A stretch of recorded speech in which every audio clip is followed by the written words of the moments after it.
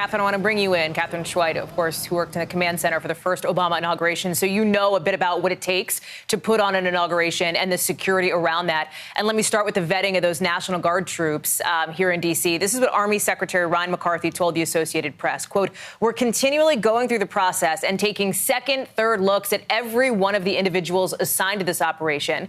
He says we need to put all of the mechanisms in place to thoroughly vet these men and women. When you hear something like that, when you see something like that, Catherine, what goes through your head? Well, first of all, that's an extraordinary statement and much probably more extensive than I've seen before in my background with regard to an inauguration and other national special security events.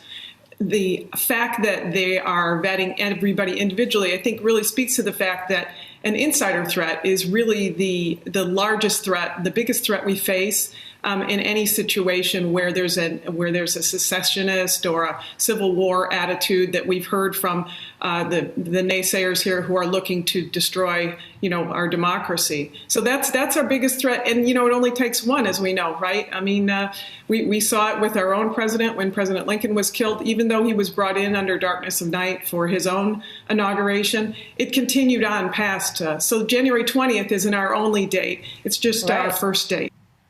What is your level of confidence, Catherine, that this vetting can actually be completed? We obviously are talking about the tens of thousands of troops expected to be here. Not all of them will be, in and around the Capitol necessarily. They're spread out around Washington. But where, based on your expertise and your knowledge of the agency, what is your level of confidence?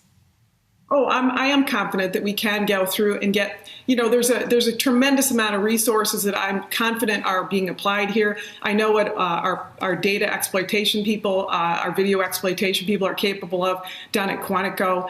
In addition to that, it's not obviously just the FBI's resources, which are substantial, but it's also all the other agencies that are involved as the Secret Service coordinates this NSSE.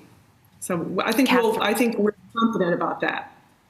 That's good to hear. Catherine Schweid, thank you so much for your inside perspective. We appreciate it.